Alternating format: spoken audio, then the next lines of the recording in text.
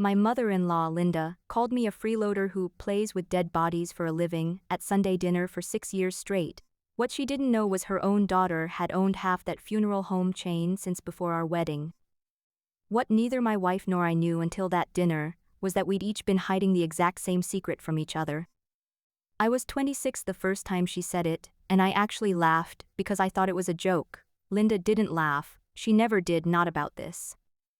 For 6 years, Freeloader was the cover charge for her dining room, and I paid it every single Sunday, because the woman reaching for the green beans across that table was worth more to me than my own pride ever was.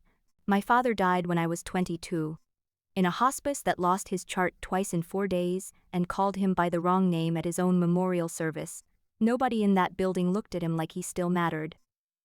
I stood in the parking lot afterward holding a folder of paperwork I didn't understand, and I promised myself that if I ever got the chance to be the person in the room who made someone feel like they still mattered, I'd take it. 2 years later, I was sweeping floors at Kessler Family Funeral Home for $9 an hour, and I had never meant anything more in my life. Harold Kessler owned the place, 71 years old, built like a fence post. 30 years earlier, he'd started that business with a partner. Here's the only way I ever heard the story, told so many times it had worn smooth as a river stone. In the spring of 1996, two 28-year-olds named Harold Kessler and Daniel Pemberton stood in an empty chapel that still smelled like fresh paint, looking at a bank loan neither of their wives wanted them to sign. Daniel had the head for numbers. Harold had the hands for the work nobody else wanted to do gently. They shook on a 50-50 split before the paint had even dried, because neither man trusted a lawyer to write down what they already meant. Harold ended the story the same way every time. "Best contract I ever signed," he'd say, and it wasn't even on paper. I didn't know, standing in his office at 24 with a broom still in my hand, that I was already connected to a dead man I'd never met. I started at Kessler's sweeping floors and answering phones. Within a year I was sitting with families in the arrangement room. Within 3 I was licensed and running services on my own. Harold taught me everything, but the thing he never had to teach me, the thing that came from somewhere else entirely, was what to do with the quiet after everyone left. I kept a notebook in my desk drawer. Still do? After a service, once the building was empty and the last car had cleared the lot, I'd write down the full name of whoever we'd cared for that day. And I'd say it out loud once to a room that already knew it, not for them. I never believed it did anything for the dead. It was for me, proof that the name had mattered to one more living person before nobody said it out loud again. I didn't tell anyone about the notebook. Harold found out anyway, 3 years in, the night we buried a woman named Dorothy Aldrich, 94 years old. No family left to claim her, the city covering the cost. I stayed 40 minutes after everyone was gone, said her name to the empty chapel, and turned around to find Harold in the doorway, hat in his hands, not saying a word for once in his life. He never mentioned it again, not for 2 more years. By then I'd met Elena. We met at a coffee shop 2 blocks from Kessler's, the kind of meeting so ordinary it embarrasses me to tell at parties. She knocked my coffee off the counter reaching for a sugar packet, insisted on buying me a new one, and stayed to drink it with me because, in her words, she wasn't in the habit of poisoning strangers and running. She was sharp and funny and asked real questions, the kind that actually waited for an answer. I told her what I did for a living the second week, funeral director. I watched for the flinch people usually give, the little half step back. She didn't do it. She just nodded and asked what the hardest part was, and listened to the answer like she wanted it. What I didn't notice, not for a long time, was the one door in her that never opened. She'd ask about my families, my services, the hardest cases I'd handled that month. She never once asked about numbers or clients' names or who actually owned the place I worked. And every time I brought up her own father, the one thing I knew being that he'd died when she was 25, she'd go quiet for exactly 1 beat too long, then change the subject so smoothly I usually didn't catch it happening until an hour later. I thought it was grief. I knew what grief like from the outside, the careful way you learn to step around your own wound so it doesn't catch on anything. I never pushed. I figured she'd tell me when she was ready, and in the meantime I had a father-shaped absence of my own, so I let her keep her silence the way I would have wanted mine respected. We got married on a Saturday in October, 60 guests, and Elena's mother cried through the entire ceremony. I thought it was happiness. It took me a year to understand it was something closer to grief, for a version of her daughter's life that didn't include a man who smelled, in Linda's words, Like a funeral parlor, no matter how many showers he takes. Away from her mother's table, we were unremarkable in the best possible way. Tuesday trivia nights at a bar 2 blocks from our apartment. A running argument about whether pineapple belonged on pizza that neither of us ever tried very hard to win. A habit hers of leaving exactly one dish in the sink every single night, like a small monument to the fact that nobody in that apartment was required to be perfect. I didn't think of any of it as evidence at the time, I just thought of it as a life. It took the truth catching up with us to understand it had also, quietly, been a kind of alibi for two people who each had somewhere else their perfection was being tested every week. That was Linda Pemberton. Sunday dinner at 6 o'clock sharp, every week, no excuses accepted short of hospitalization, because family, she liked to say, was the one thing that couldn't be optional. The first time she called me a freeloader, it was our second Sunday dinner as an engaged couple. I'd mentioned closing a hard service that week, a teenager, a car accident, the kind of day that leaves you hollowed out by 6 in the evening. Linda set down her wine glass and said, without any particular heat, that she supposed somebody had to play with dead bodies for a living, and wasn't it convenient Elena had found a man who'd never have to actually work for anything, since people would keep right on dying whether he showed up or not. Elena's hand found mine under the table, she didn't defend me out loud. I understood, even then, that defending me out loud was a fight Linda would win just by making, and Elena had learned a long time before she met me which fights were worth having with her mother and which ones you simply survived. That night, back at my apartment, Elena made grilled cheese at 11 at night because that's what the evening called for, and informed me mouth full that if her mother ever again implied that dead people were doing my job for me, she was going to personally volunteer Linda for the next viewing. I told her that wasn't how it worked. She said she knew, she just liked the visual. We ate burnt grilled cheese standing up at the counter, and I thought, not for the first time, that I would take 6 more years of Linda for one more night like that one. I had no idea, standing there, exactly how many Sundays like the first one were still coming, or how much worse the word freeloader could still get. Harold got sick the spring after our wedding, pancreatic cancer, the fast kind, 4 months from diagnosis to the day. I sat beside his hospital bed holding a folder his lawyer had dropped off that morning. He didn't have children, 2 nephews in Arizona, who'd visited him exactly once in the 11 years I'd worked for him, both times when they needed a loan. I'm leaving you my half, he told me like he was mentioning the weather. 50% of Ridgeline Funeral Partners, the holding company that had grown over 30 years from one chapel with fresh paint into 11 locations across Illinois and Indiana. Kessler's was just the one I happened to run. There were 10 others I'd never once set foot inside. I told him he was out of his mind. I told him he had family, actual family, people who shared his last name. Harold looked at me for a long moment. You remember Dorothy Aldrich? He said. 8 years ago. No family, city paid for it. You stayed 40 minutes after everybody left and said her whole name to an empty room. I hadn't known he'd remembered that. 8 years later on a hospital bed with maybe 6 weeks left and he'd remembered.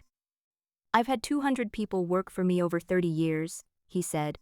You're the only one I ever caught doing something for a dead man that no living person would ever see or reward you for. That's who gets my half. Not because you're smart. Because you were never for sale, and I need somebody running this thing who still isn't. He made me promise one thing, keep working the floor, keep doing services with my own 2 hands, at least for a while, and don't let a number on a piece of paper turn me into somebody his nephews would have recognized as one of their own. I promised, I meant it. I also, if I'm honest, wanted an excuse to keep my life exactly the way it already was, because the alternative meant telling people, and telling people meant everything changing, and I had just started to believe Elena loved the version of me that swept floors for $9 an hour. I never told her the number.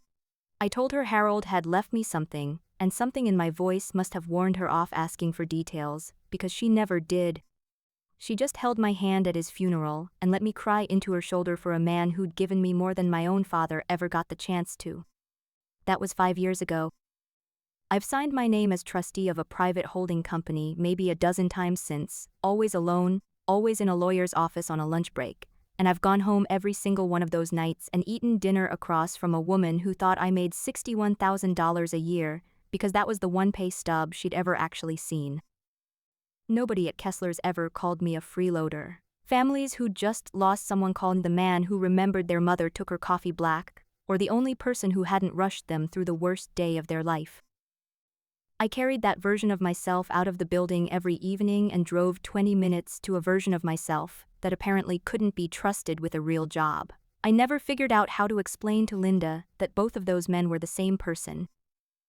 I'm not sure some nights that she would have believed me even with the paperwork in her hand. Linda's material got better with practice. By year 3, Freeloader had grown into a whole routine. She introduced me to her book club as Elena's husband, the one who talks to dead people, paused for the laugh, and added that at least I was affordable, since apparently nobody else was bidding. That same spring, Elena mentioned a promotion at work over dinner, vague and unspecific, the kind that comes with a raise nobody ever states a number for. Linda actually clapped her hands together and said this called for champagne. She poured 2 glasses, not 3. You know, she said, settling back into her chair, Carol's daughter married the Hartley boy. Cardiologist, they just closed on a place up in Lake Forest. She looked at me over the rim of her glass. It's just nice, is all, seeing a woman get what she's built for. I drank my 1 glass slowly, toasting a raise I wasn't allowed to ask a single real question about, at a table where apparently only one of us had built anything worth mentioning. Neither Elena nor I said a word on the drive home. Some Sundays, silence was the only gift we had left to give each other. By year 4, she'd started asking, at least twice a month, when I planned on getting serious and going back to school for something with a future. I explained every time, patiently, that I was licensed, insured, and running a business that had existed longer than she'd been divorced. She'd smile and say she just worried about her daughter. A mother's job never really ends, she liked to say, usually right after reminding me whose daughter Elena technically still was. One Sunday that same year, she brought printouts. 3 of them, folded in her purse like she'd been carrying them around for a week waiting for the right moment. Insurance adjuster, pharmaceutical sales, something in wealth management I didn't fully understand, and I don't think she did either. I'm not trying to insult you, she said, sliding them across the tablecloth like a losing hand of cards. I'm trying to help you. I looked at Elena. Elena looked at her plate. I have a career, Linda, I said. I'm licensed. I ran services for over 400 families last year. You run a funeral home, she said like she was correcting my grammar. I'm asking when you're going to have a job. I folded the printouts and put them in my jacket pocket, because taking them felt easier than arguing, and threw them away in the parking lot before we got in the car. Elena never saw me do it. It was, I think, the first thing I ever hid from her on purpose, and at the time it felt so small I didn't even notice I'd done it. By year 4.5, she'd moved on to grandchildren, informing us both, unprompted, over a pork loin, that she certainly hoped any future grandchild of hers wouldn't grow up thinking a chapel smelled like home. It was the first time I let myself picture a child of ours flinching at their own grandmother's voice, and the first time I understood that Linda's cruelty might someday cost us more than just a Sunday dinner. Elena didn't speak to her mother for a week after that one. It was the closest either of us ever came to actually skipping a Sunday. We didn't skip it. We never skipped it. I used to wonder, some nights, why not, when it would have cost us nothing but one uncomfortable phone call. I understand now that Elena wasn't just protecting her relationship with her mother. She was protecting a secret of her own, and every Sunday she showed up and absorbed her mother's contempt on my behalf was one more Sunday nobody asked the wrong question about her father, or her inheritance, or why a woman who supposedly worked in operations for some vague consulting firm took so many calls behind closed doors. I noticed the calls around year 4. It started small, a call during dinner she'd silence and wave off as work. Then a call she'd actually get up and take, standing in the kitchen with the door half shut, her voice dropping into a register I didn't recognize, careful and clipped, nothing like the woman who narrated 3 store encounters like they were heist films. I asked once lightly who Pat was. Just someone from work, she said, not looking up from her laptop. I let it go. I told myself I trusted her, and mostly I did. But I noticed, the way you notice a draft in a house you've lived in for years, small and cold and impossible to fully ignore, that there was a door in my own marriage that never quite opened all the way, and I'd started to lose track of whether it always been there, or whether it was new. What I didn't know was that I had a door exactly like it, and Elena had started noticing hers too. Here's what I didn't see that same season from the other side of our apartment. Elena, in the bathroom with the fan running to cover her voice, phone pressed hard against her ear, telling her attorney for the third time that week that she needed more time before deciding anything, that she couldn't think straight with her mother's dinners hanging over her every single Sunday, that she just needed a little more time before she had to look at the number again. She'd catch herself mid-sentence in the mirror, hang up, and practice her own face back into something ordinary before she opened the door. I only know this because she told me much later, once there was nothing left worth hiding. At the time, all I saw was a woman who came out of the bathroom a little too composed, a little too fast, asking what we were having for dinner in a voice working hard to sound like nothing had happened. I found out about Meridian Legacy Group the same way I found out about most of my own company's business, from an email forwarded by a lawyer who assumed I already understood more than I did. Meridian bought up regional funeral chains the way other companies bought up grocery stores, folding local names into a corporate umbrella and calling it modernizing. They'd been circling Ridgeline for 2 years. That spring, they finally put a real number on the table, $41,600,000, for all 11 locations, all at once, take it or leave it, with a deadline everybody kept mentioning like it was somebody else's problem. Half of $41,600,000 is a number I made myself say out loud exactly once, alone in my car in the Kessler's parking lot, just to see if it would feel real. It didn't. It felt like somebody else's math attached to somebody else's life. I drove home that night and ate spaghetti across from my wife and told her nothing at all. By year 5, Linda had started inviting an audience. Her friend Carol Jessup came to dinner one Sunday in March, ostensibly for Carol's birthday. Linda spent 40 minutes over pot roast explaining to Carol, as though I weren't sitting directly across the table, that she'd tried everything to get me into a real career, that Elena had always been the ambitious one, and it broke her heart to watch her daughter carry a marriage the way some women carry a mortgage. Carol made sympathetic noises. I ate my pot roast and said nothing, because I'd learned by then that silence cost me less than defending myself, and because somewhere under the table Elena's foot was pressed against mine, small and steady, a pressure that meant almost home, almost home, almost home. In the car afterward, Elena apologized 11 times in a 10-minute drive. I told her to stop. I told her, and meant it, that I'd married her, not her mother, and that Linda's opinion of my career had roughly the same effect on my life as weather in a country I didn't live in. I was better at saying that than believing it. Some nights, alone in front of the bathroom mirror, I believed it about 60%, and made up the other 40 by thinking about a number I'd promised Harold I'd never say out loud to anyone. The week everything finally broke was an ordinary week, which is, I've come to believe, the only kind of week these things ever happen in. Patricia Nakamura, Ridgeline's attorney, the one who'd handled Harold's estate and now handled mine, called me on a Tuesday to say Meridian's offer had a hard deadline, midnight the following Sunday, after which the number came off the table permanently and Meridian would walk. She needed a decision from both principal shareholders, not just me. She always said it that way, both principal shareholders. I used to nod along like I understood who the other one even was, some mystery co-owner I'd never met, a stranger holding the other half of my own life. I never asked who they were. Harold's paperwork had always kept that name behind a wall I'd never bothered looking over, and some part of me, I think now, didn't want to know. It was easier to think of my half as mine alone, uncomplicated by a face. That same Tuesday, in an office across town, somebody named Pat told my wife the exact same thing. Thursday I'd started rehearsing sentences I never once said out loud. Elena, I think we should sell. Elena, there's something I never told you. Every version I built collapsed under the same weight. 5 years of silence doesn't get undone with one sentence at a dinner table, no matter how badly you want it to. By Friday, Elena had stopped finishing sentences entirely. I'd ask how her day was and get fine, busy, and a smile that didn't reach anywhere near her eyes. By Saturday night I caught myself doing math on how many hours were left before the deadline, then doing it again 10 minutes later like the number might have changed. Sunday came anyway. Sundays generally do. We drove to Linda's in a silence that had teeth in it. 6 minutes from her house, at a red light neither of us needed, Elena finally said what we'd both been circling for a week. There's someone else? I looked at her like she'd spoken a foreign language. What? You've been somewhere else for a month, Marcus. Phone calls you take in the car. A face you make when you think I'm not looking. I need you to just tell me.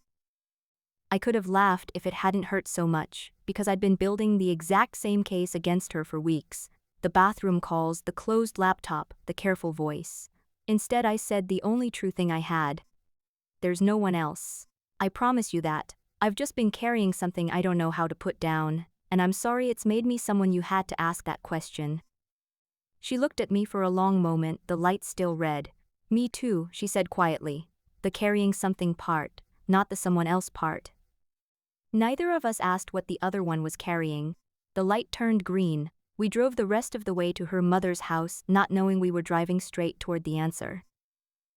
Linda's dining room smelled like pot roast, and for the first time in 6 years, an unfamiliar Kalan, a man I didn't recognize, sat in what used to be my chair, hand already extended before I'd gotten my coat off.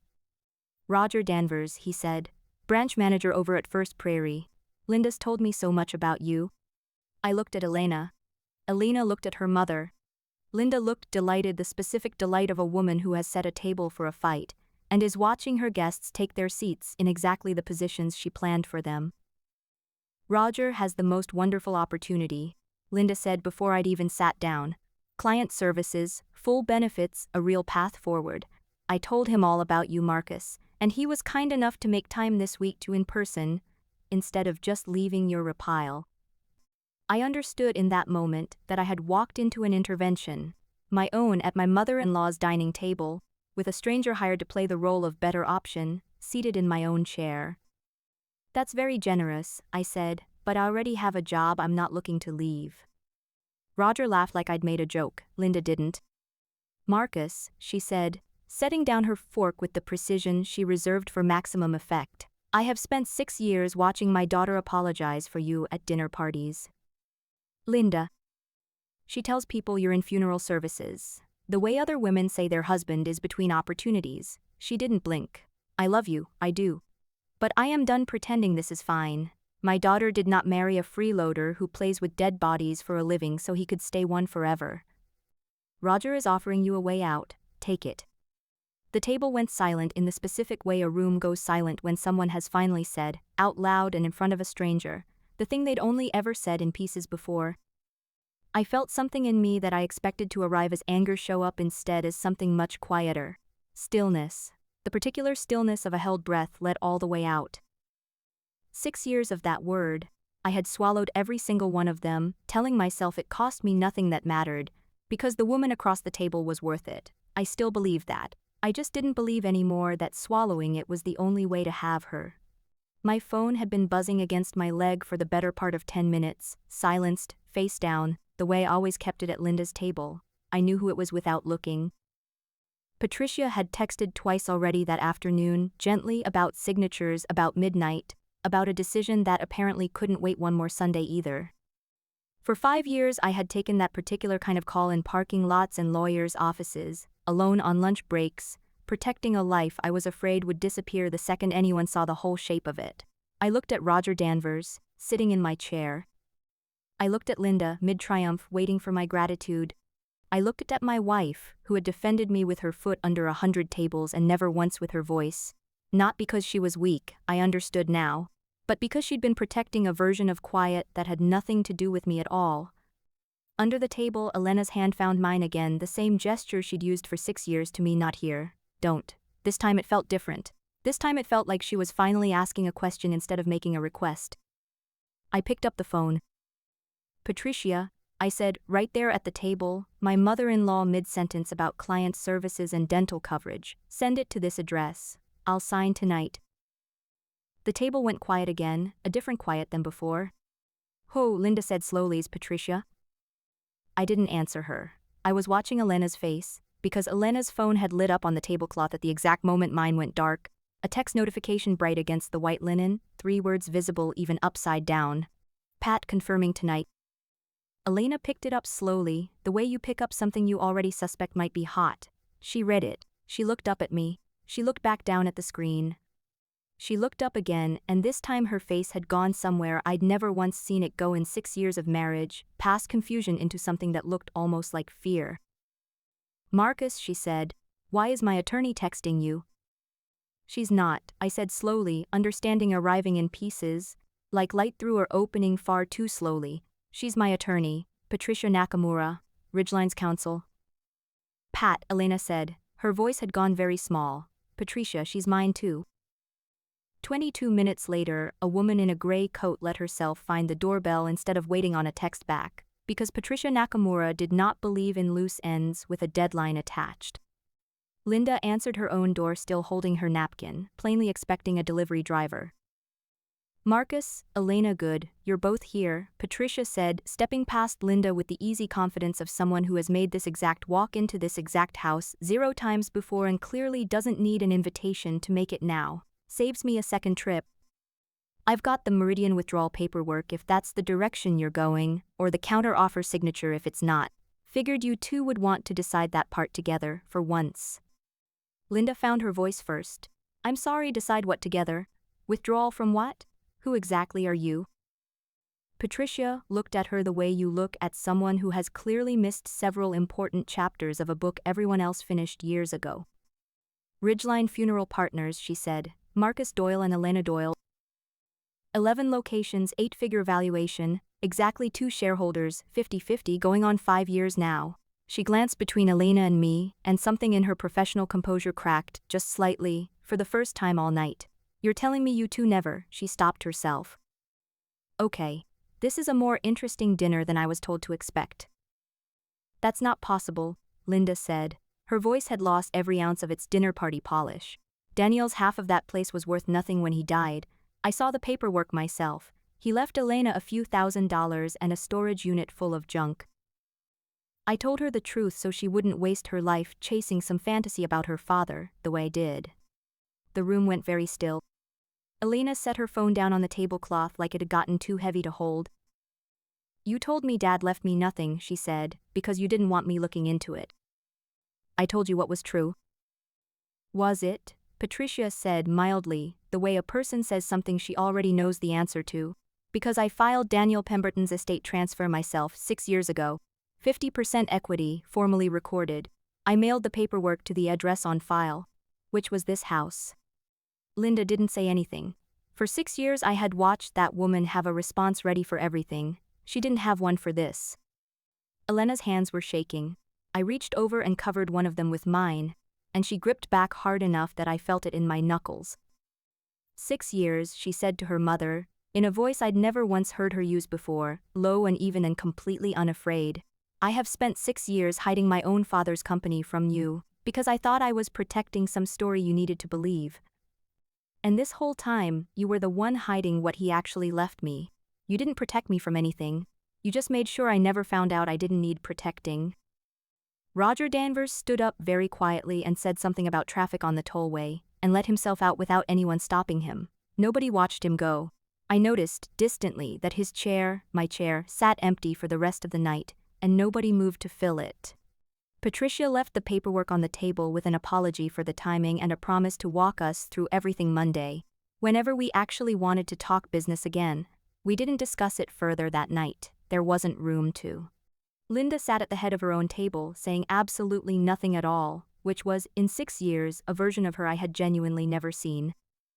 Elena and I drove home in a silence that had a completely different texture than the one on the way there.